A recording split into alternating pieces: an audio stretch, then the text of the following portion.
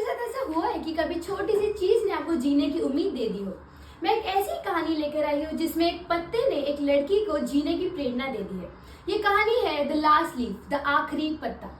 तो ये कहानी ऐसे जाता है कि इसमें 3 कैरेक्टर्स हैं, सू, जॉन्सी और बर्मन। सू और जॉन्सी दोनों फ्रेंड्स हैं और वे दोनों आर्टिस्ट हैं। और बर्मन जो उनका नेबर है वो एक मास्टरपीस बनाना चाहता था अपने पूरे पेंटिंग के करियर में। तो जॉन्सी एक दिन बीमार पड़ जाती है और वो डेथ बेड पे होती है, जिसके पास केवल 1 और 2 मंथ्स ही होते हैं। उसे जीने की बिल्कुल भी इच्छा नहीं होती। फिर एक फाइन डे वह एक विंडो देखती है जिसमें एक पेड़ रहते हैं, उसमें केवल 20 पत्ते ही रहते हैं। तो वो सोचती है कि जैसे एक एक पत्ते गिरते जाएंगे उसकी लाइफ लाइन भी डिक्लाइन होती जाएगी।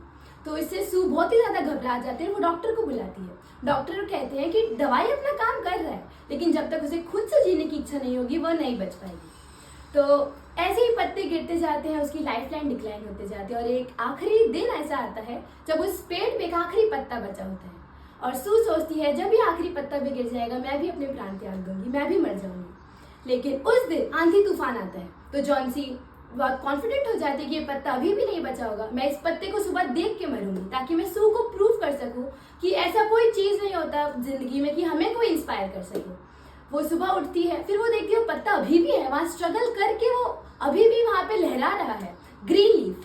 तो वो सोचती है कि जब ये पत्ता इतने संघर्षों के बाद भी लहरा सकता है तो मैं क्यों नहीं, जब मेरे पास इतनी फैसिलिटीज है, इतने फ्रेंड्स है, फैमिली है, डॉक्टर है, मेडिसिन है, इतना अच्छा पॉजिटिव एनवायरनमेंट है, तो मेरे पास तो सब कुछ है, मैं तो अभी भी जी सकती हूँ। तो उस दिन से उसकी रिकवरी शुरू हो गई। फिर मैंने आपको और एक कैरेक्टर बताया था, बर्मन, वो उसका नेबर।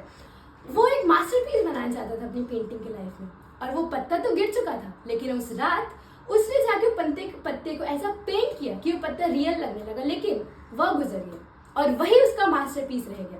तो ये कहानी हमें यह सिखाती है कि होप कैन सेव लाइव्स। आप अपने आसपास इतनी पॉजिटिविटी रखिए, दूसरों को इंस्पायर करते रहिए, दूसरों को मोटिवेट करते रहिए, बिकॉज यू नेवर नो आप कब किसी के लास्ट लीफ बन सकते हैं, आप कब किसी की जान बचा सकते हैं। तो अंत में सिर्फ यही कहूंगी कि सकारात्मक सोच रखिए, हेल्दी रहिए, एंड थैंक्स फॉर वॉचिंग।